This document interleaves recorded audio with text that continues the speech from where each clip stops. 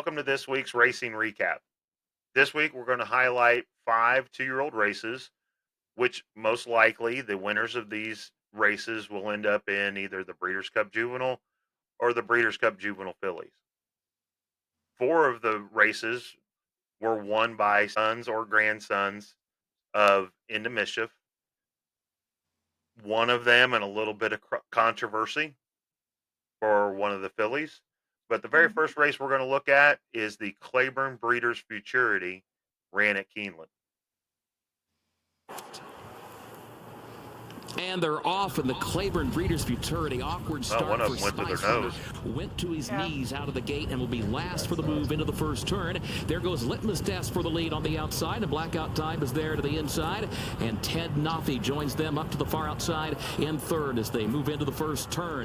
Big Dom will be in the fourth position. Angles out a lane off the rail midway on the first turn. Declassified is next to last. And Spice Runner is last as they move off the first turn and onto the backstretch. Litmus Test the leader. Litmus Test against the rail, leads it by a length and a half. Ted Noffi is second outward from the rail by a half length. Blackout Time is traveling along the inside in third. And then Big Dom nearly 5 lengths off the lead in fourth. A gap of 3 more back to Declassified and Spice Runner last. 23. So at this point in the race, Dad, who do you think is sitting the best? Here comes Ted Noffi, midpoint of the backstretch. Starts to draw alongside of Litmus Test. Litmus Test to the inside, leads it by a half length. Ted Noffi is there up on the outside and second by a length. Blackout Time is third by a length as they go to the far turn.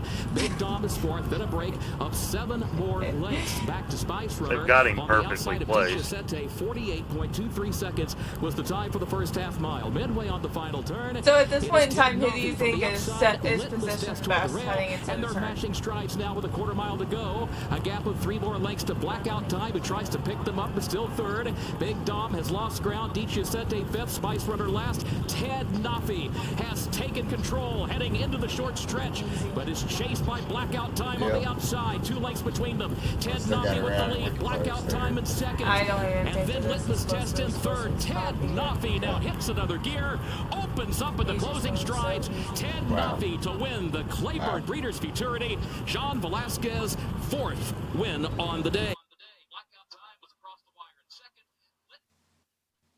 Okay. So, what do you think? I think that is a superstar. I mean, I think that's a very popular opinion at this point. But the thing that I really like to see is, when he's coming home, that very last bit of the stretch, I mean, he's powered down. That horse is hardly trying by that time. Well, I mean, once he got to the stretch, you just watch the jockey's hands. He's not asking for everything at all. If I were to make a prediction for the Breeders' Cup Juvenile, I would say he's definitely first or second in that Breeders' Cup Juvenile. One thing that I'm just always a little skeptical about with Keeneland is it does have a kind of unique surface, and the horses that really like Keeneland, and the horses that don't like Keeneland, I mean, it's more common than not that horses don't like Keeneland because a lot of the tracks in America are a little bit more hard, a little bit more dusty, versus how Keeneland's pretty deep. So I'm always a little skeptical of putting so much weight into races ran at Keeneland, but I definitely think...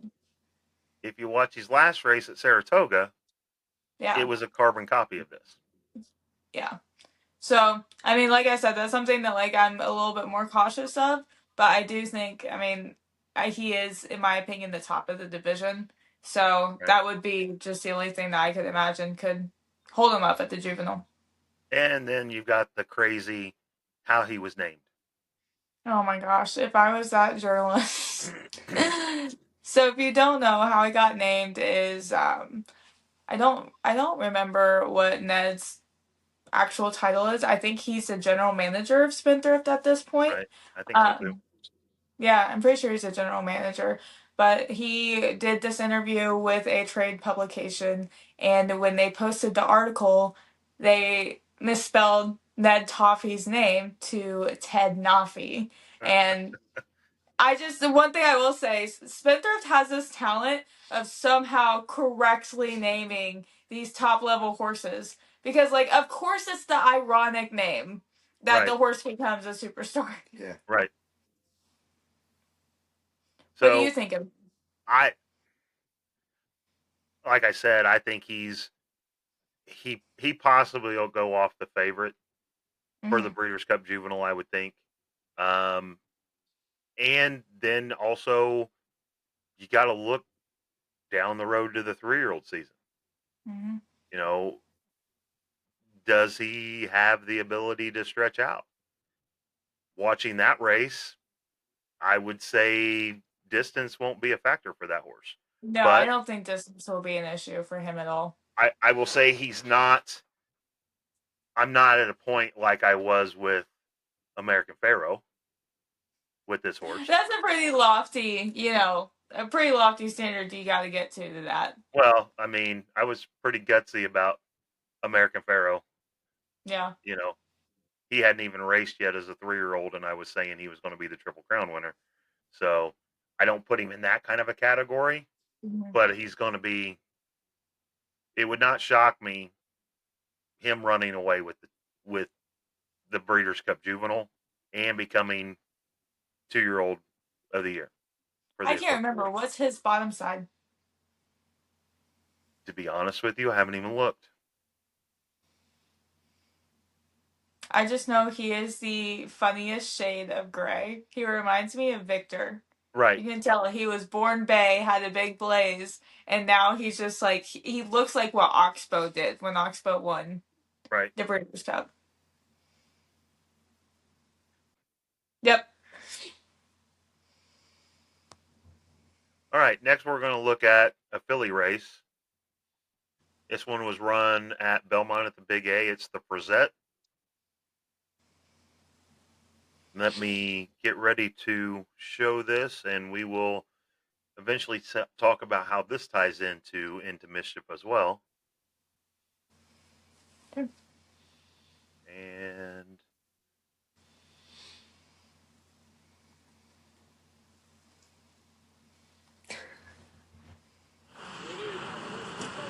goes in. All set for the grade 1 Frizette. And they're off. Good speed from Iron Orchard. In between horses, goes right out towards the front, is joined by Carmel Coast. And now Carmel Coast puts a neck in front of the rest of the field as they get set to come out of the chute. Riley Tolley is now in the early mix. They're going to be 1-2. Iron Orchard will settle off of them as a close-up third. Out wider comes Steer Clear, center of the racetrack, pretty tightly bunched up front. At the rail, Rena's Revenge sees a seam, and right now, Christopher Elliott wants to move up, moves forward. Rena's Revenge, a slick move there, is now taken 5th. Just behind her, that's going to be Jetty's Home, who's alone in 6th. And then towards the back end of the field, you've got Chopsticks and the Red Cap. Moving forward there is Ice Cream for Everyone, Lovely Christina. And the trailer at the back end of the field is 5 bars. In the Frizette, the leader is Carmel Coast. Carmel Coast went 44-4 for a quick half-mile time. Here comes Steer Clear, is on the move 3 wide. In between horses, Riley Tolley trying to keep up. Rena's Revenge is trying to keep that momentum going as well. Iron Orchard starts to move. Iron Orchard 4 wide, but is about to secure 3rd as they're still chasing Carmel Coast, who's all in. Trying to rally from the back 5 bars. The rest got to pick it up as they reach the top of the stretch. A quarter-mile left to go. Carmel Coast has gone quick, but is still there. But Steer Clear is ready to pounce, and now Steer Clear has taken the lead. It's Steer Clear, Iron Orchard. Grandstand side is getting closer. Riley Tolley down towards the inside, but Iron Orchard is traveling best for Joel Rosario. Here comes Iron Orchard to come calling for the lead. Riley Tolley is battling back towards the inside. Iron Orchard, Riley Tolley, Iron Orchard, and Riley Tolley looked like Iron Orchard just hung on. Riley Tolley was very game to the inside. 5 bars, finishes 3rd. 1 minute. So, this is a daughter of Authentic, which was your 2020 Kentucky Derby winner. What do you think? I have my own opinions, but what do you think of the race? I'm always going to be cheering on Authentic because I do think he's a horse that he's never going to be fully appreciated unless he has some huge horse, but he's never going to be fully appreciated as a son of Into Mischief because he doesn't typically throw the most precocious horses. Right. So it's really interesting to see her already developing this early. I think it was a really strong race. One thing I do notice is she has the very upright, authentic gait, which I feel like can help and hurt these horses because it makes them so quick. But when you watch her go down the stretch, she's not actually able to completely level out like most horses do. She doesn't really have a long and low stride. So I'd be very interested to see how she develops and maybe if that's something that she can develop moving forward. But I think she's really interesting. She looks like him. Just like him. Yeah. The other thing that I like about the race that some of these other horses aren't going to get out of the race that will possibly help going into the Breeders' Cup is she had to fight. Yeah. And some of these other horses, they're winning so easy that if they actually get into a fight with another horse at the Breeders' Cup, they've never had that before. This filly shows grit that she'll keep fighting all the way to the wire. She's very competitive. Like you can see, I mean, you could almost see her almost look at the horse on her inside and push forward. Right. And the fractions on that race were quick. And it's not like she was a heavy closer. She was running pretty close to those same fractions. Yeah. Right with them. Yeah. So that's huge for that filly. Like I said, I'm always excited for Authentic. He's kind of had a tougher year with them dropping his stud fee as low as they did. And, this is his first grade 1 winner as a stallion. And then he also got a grade 3 winner this weekend. So he had a pretty big graded stakes double. Yeah. Right. So, yeah. The next race we're going to look at for 2-year-old colts and geldings, run at Santa Anita Park, is the American Pharoah. Once again, we have another tie to Into Mischief on this horse, the winning horse, but it's not by Authentic, it's by Maximus Mischief. We like Maximus Mischief. One of our mares has had a really nice looking Maximus Mischief colt that hasn't made its first start yet. But let's take a look at this race and then we'll talk about how, what we think of this horse.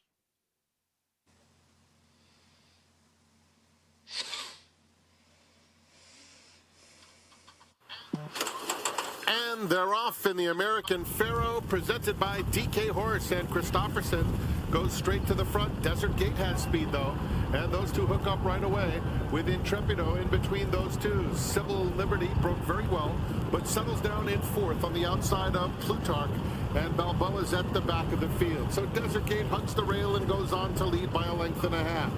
Christopherson is in 2nd, followed by Intrepido along the inside, and Civil Liberty is 4th, 3 lengths off the lead.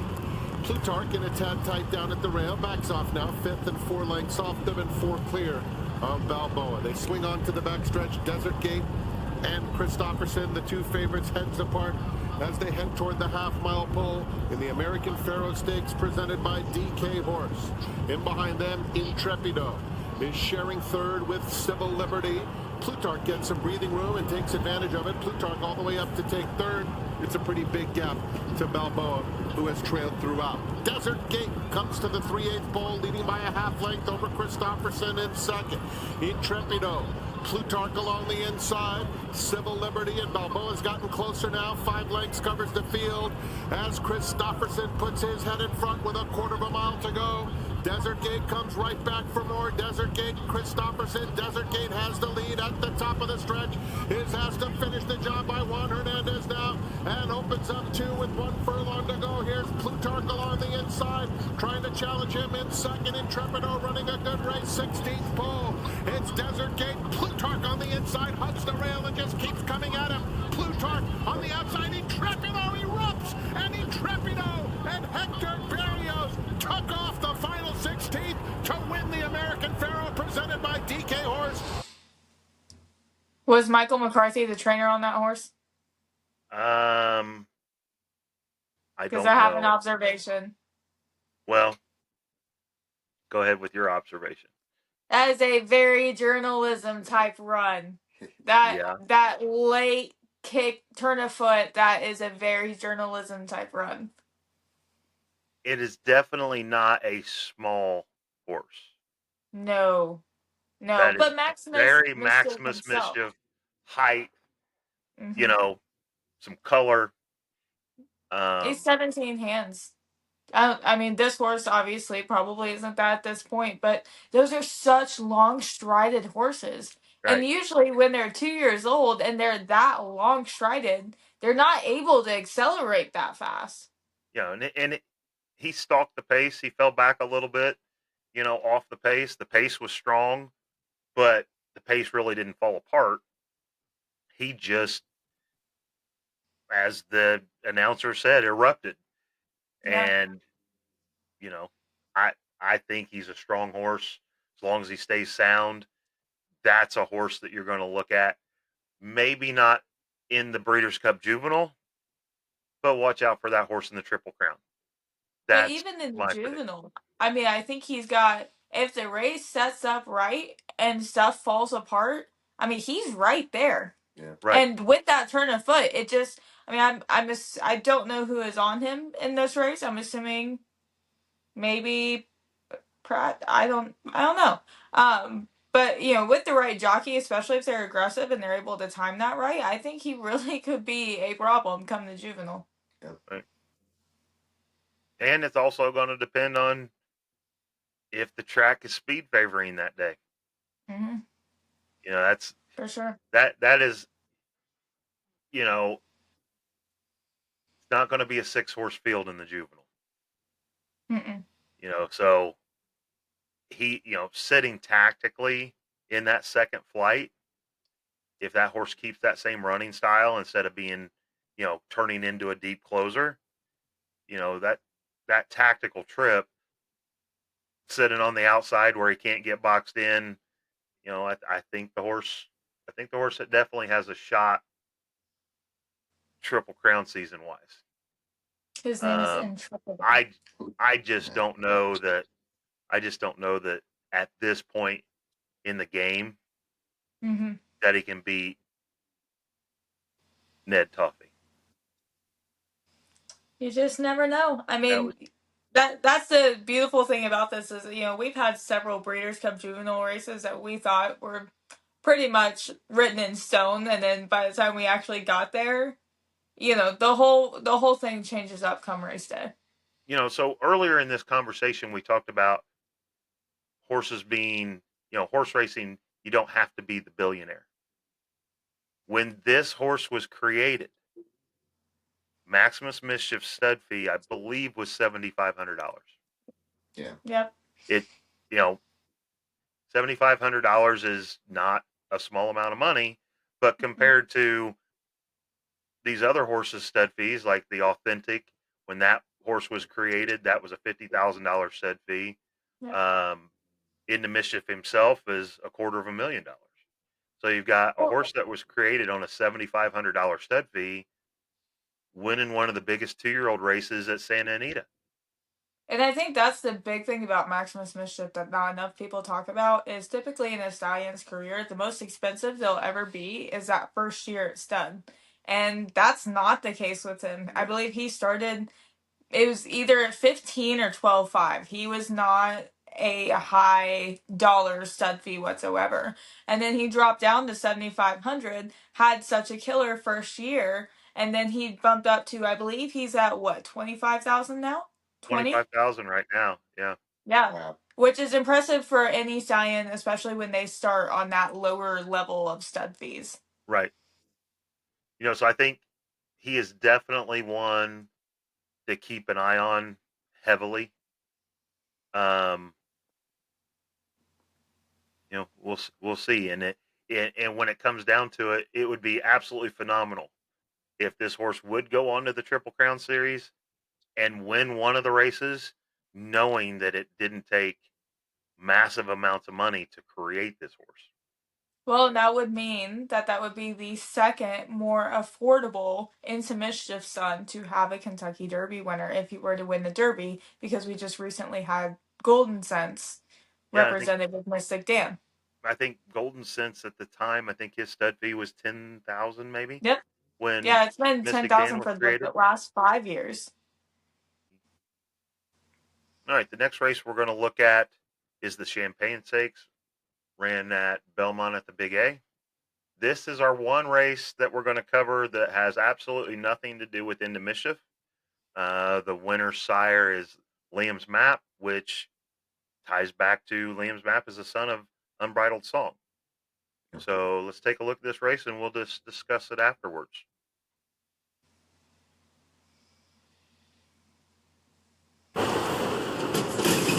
And they're off. It's Our Time breaks sharply, and so does Curtain Call towards the inside. It'll be Curtain Call at the rail. It's Our Time, and now pressing on Napoleon Solo. Napoleon Solo will take command, crosses over here in front of the field, and Napoleon Solo will bring him out of the chute and hook up with the backstretch for Rosario. Out wider, Stick Up without a gun, and now here's It's Our Time, a stalking presence from second. They're well off the rail, the top trio. Just towards their inside is Universe. Is in the fourth spot with At the Rail, Curtain Call. Stradale is in between horses now. It's going to be in the fifth position, now sixth. Then comes Talkin' towards the back end of the field. You've got AI and the trailer, Just ASAP. They approach, a half mile left to go, 22.53 for the opening quarter mile. Napoleon Solo is the leader.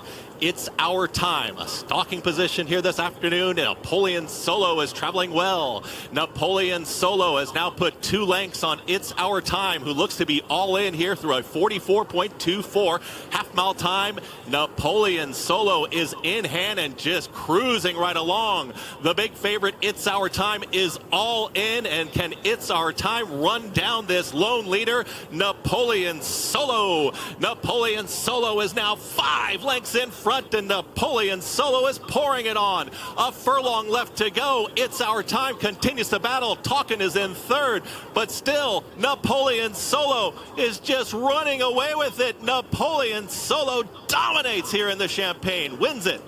Talkin' up for second in a photo with Universe, and It's Our Time finished fourth.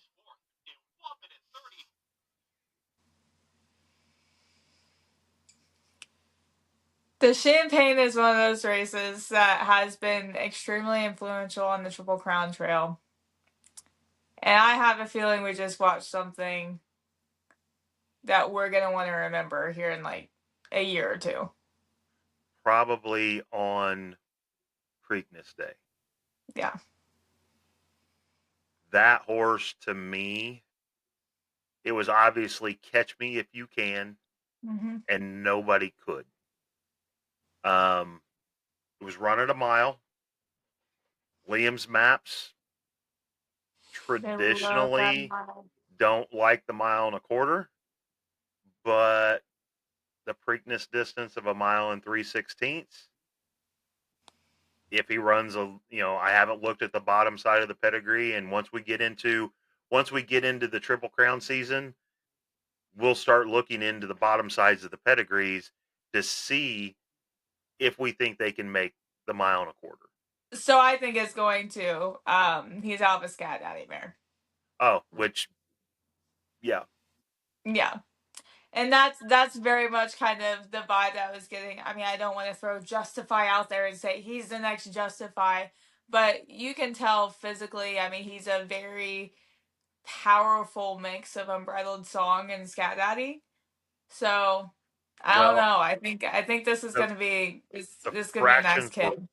The fractions were extremely fast. They just got to keep him sound. That's the thing with him going so fast. Those type of horses will, be a little bit more fragile. So I think they may have to baby him a bit more. But yeah. But if you watch the jockey coming down the stretch, he wasn't really urging him. That horse, he's just fast, and he can at least carry the mile. Let's remember the Not This Time that was in there. It's Our Time. That was a 17 3/4 length Saratoga maiden. Right. So this is a very quality field that horse won against. I think a lot of people thought It's Our Time was just going to run away with it, just like he did in his maiden race.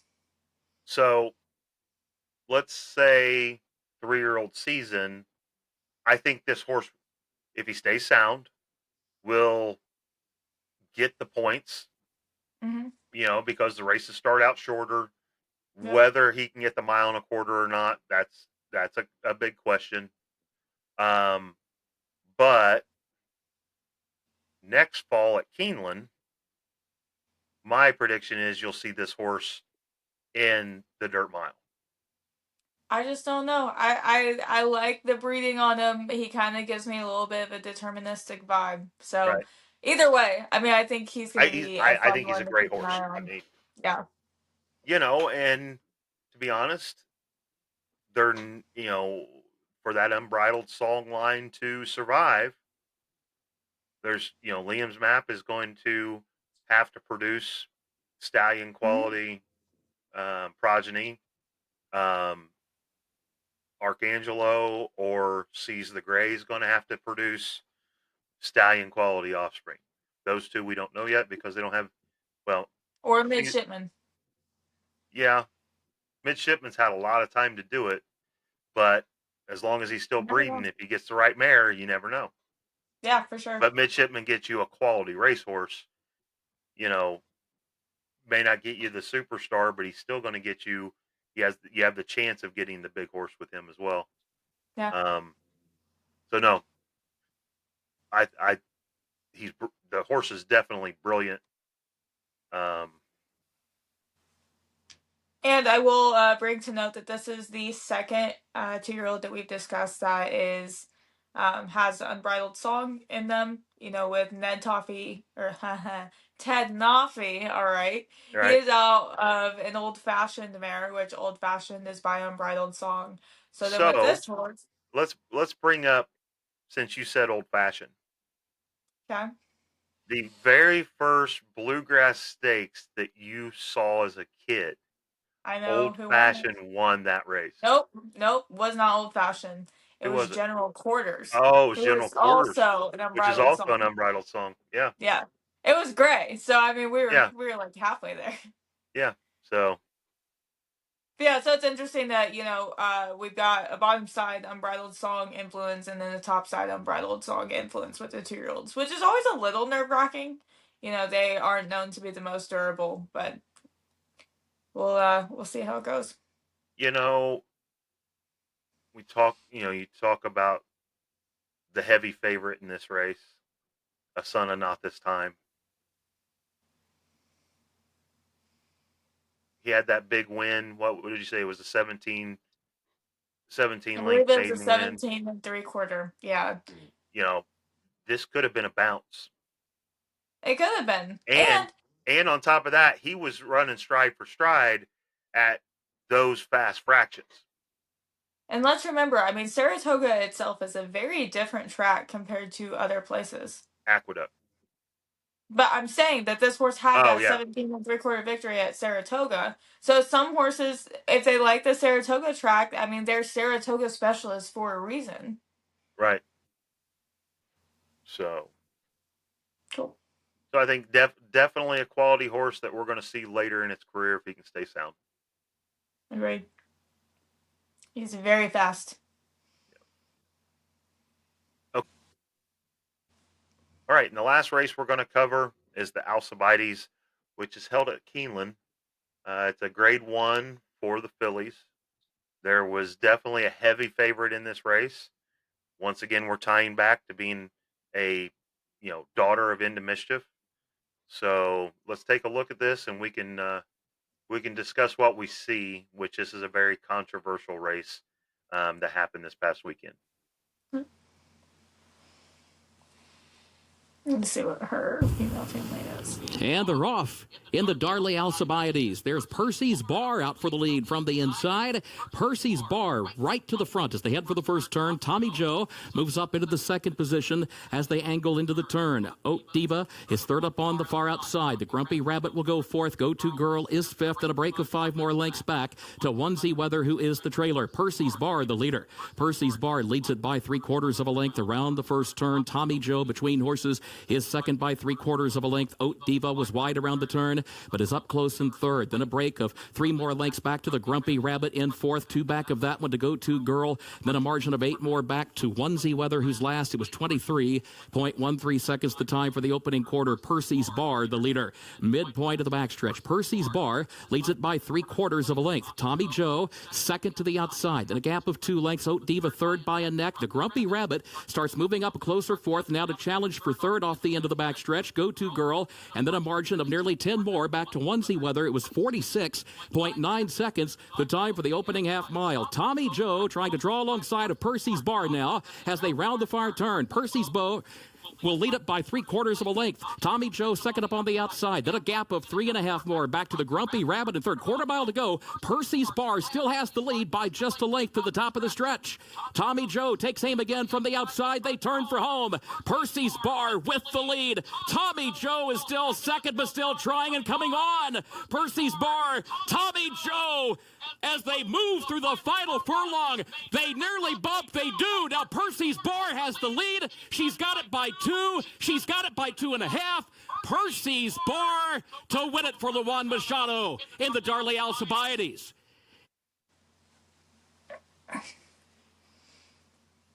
So I'll start off.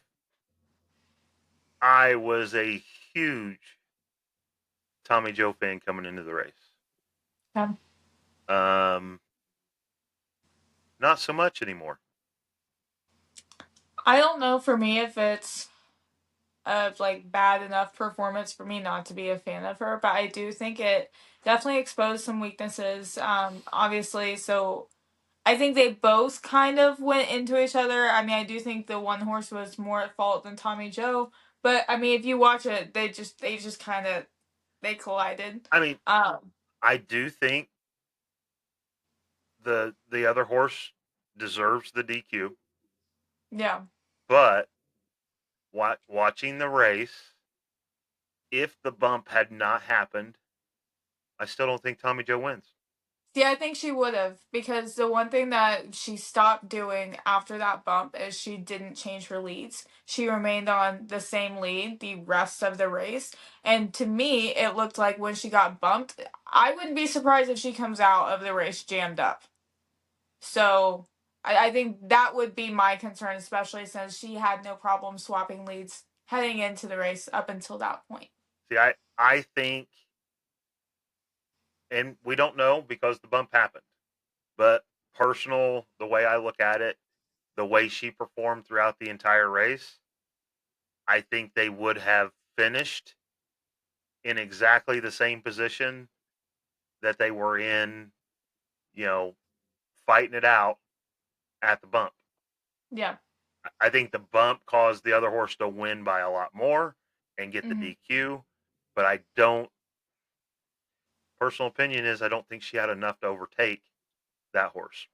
I don't know if she were to have to go against the Iron Orchid. Was that her name? The Authentic filly? I think if you compare those two races, and they are tougher to compare because I believe one is shorter than the other, I was more impressed with Iron Orchid than I was with Tommy Joe. Tommy Joe's was ran at a mile. I think the other is also ran at a mile. Yeah. I'd have to go back and look. But the fractions at Keeneland were slower. Yeah. On this race. I mean, not significantly slower, but they were slower. Yeah. And I just don't know that she's the horse I thought she was. Because the horse that she showed in her previous races would not have been there to get bumped. She would have already been in the lead. So I don't know. I think you're right. I don't 100% know if, and this is crazy to say, so I will eat my words when she proves me wrong. But she won this by DQ. I don't know if at this point in time she was grade 1 winner quality. This specific race, I didn't really get that vibe. And it could have been a bounce from the last race. It could have been that she didn't like Keeneland. Because that is a very real problem. Because I believe her last race was at Saratoga when she was just jaw dropping. Yeah. So, we will see. I mean, the next race will end up being the Breeders' Cup Juvenile Fillies. She will probably still take big money in that race, but I don't think I would be. After this race, she's not going to be my pick to win. Unlike, I you think know, she, yeah, I think she deserves to be in the conversation. I just don't. I think the 2-year-old filly division in general is extremely wide open right now. right. Cool. Well, I think that covers our racing recap for the week. We'll pick a few more races for next week. Maybe not do 5 next week, but we'll do a few. There's not going to be a whole lot of racing before the Breeders' Cup, so maybe in our racing recap we'll cover some of the horses to look at in the Breeders' Cup.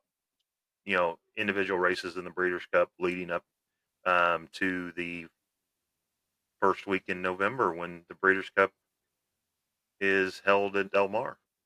And let us know which of the horses that we covered you are most excited about, because I feel like everyone's going to have differing responses because, you know, there's a lot of different storylines going on with what happened this weekend. And, you know, since this is one, you know, our beginning episodes, we are looking for questions in the comment section. You know, we want you to like and subscribe and then put questions down in the comment section, and we'll start a question and answer section of this podcast every week. So if you have a question about breeding or racing or, you know, why we said what we said, we'd love to be able to answer those type of questions. For sure. Cool. Now we're getting to one of my favorite segments. Yeah, this is going to be, one's going to be fun. This is going to be the absolute favorite for me.